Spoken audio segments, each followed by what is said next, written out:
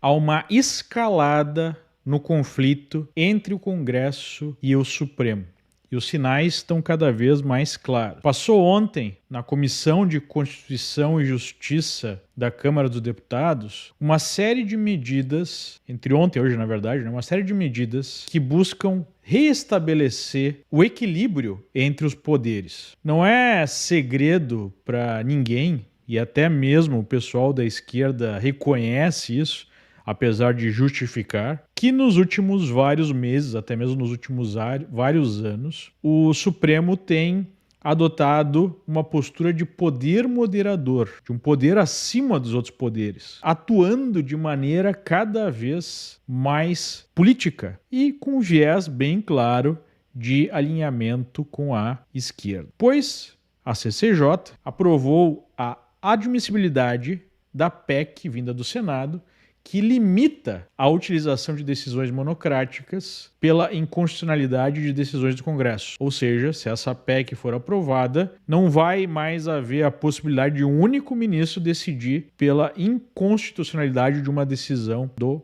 Congresso. Além disso, foi aprovada uma outra PEC mais polêmica que prevê a possibilidade do Congresso revisar decisões do Supremo em caso de supermaioria, ou seja, em caso do Supremo ultrapassar os limites da sua atuação constitucional. Por fim, foi aprovada hoje pela manhã uma medida que aumenta o número de crimes de responsabilidade de ministros e coloca um prazo para o presidente do Congresso, no caso o presidente do Senado, decidir sobre o impeachment. Hoje não há prazo e os pedidos ficam lá na gaveta. Se a medida for passada, nós teríamos aí a necessidade do presidente ou arquivar a medida ou colocá-la em votação. Não é uma vitória imediata, porque a Comissão de Constituição e Justiça apenas avalia a constitucionalidade dessas medidas. Essas medidas ainda têm que passar por uma comissão especial que tem que ser indicada pelo presidente Arthur Lira.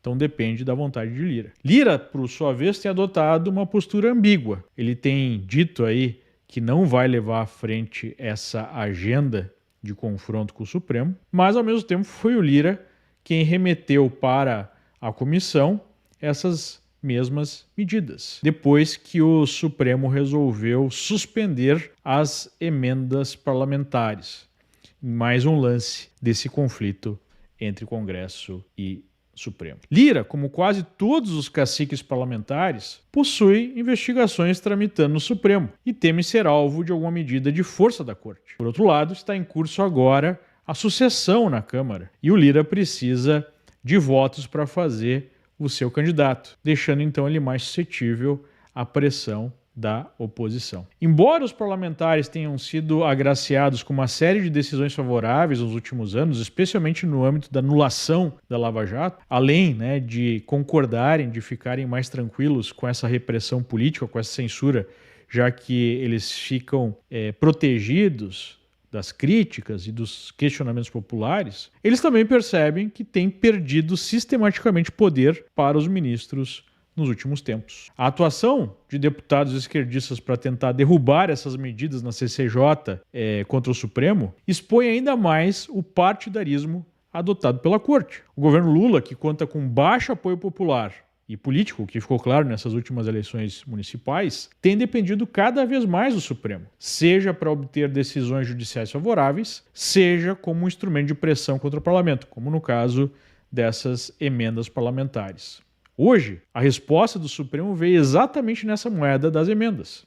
Segundo a Miriam Leitão do Globo, o ministro Flávio Dino deve manter a suspensão das emendas, após o fracasso na negociação entre o governo e parlamentares sobre regras de transparência para elas.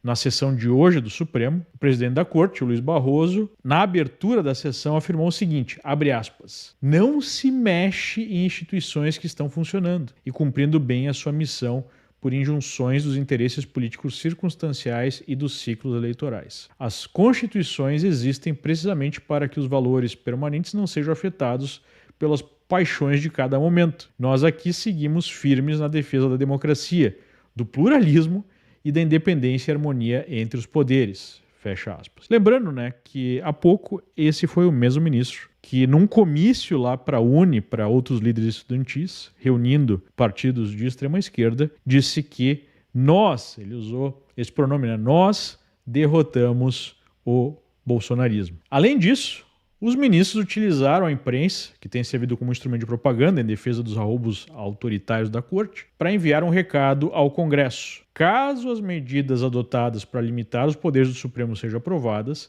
elas devem ser declaradas inconstitucionais pelo tribunal. Ou seja, um cheiro forte aí de uma grave crise institucional pela frente. O parlamento passando leis e o Supremo derrubando essas leis que envolvem o próprio Supremo.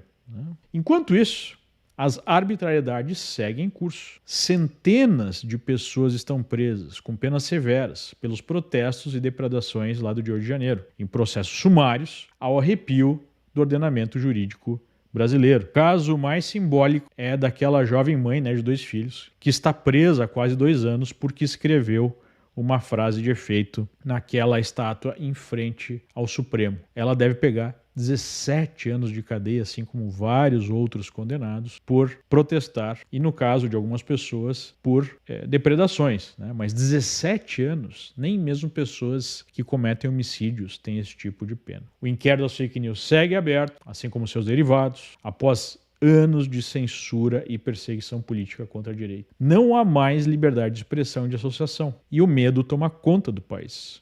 Uma pesquisa recente mostrou que 2/3 dos brasileiros têm medo de expressar as suas opiniões. Tudo isso, né? Toda essa perseguição só não vale para os esquerdistas. Eles sim têm liberdade total para expor as suas opiniões e para atacar os seus adversários. As instituições estão funcionando para quem mesmo?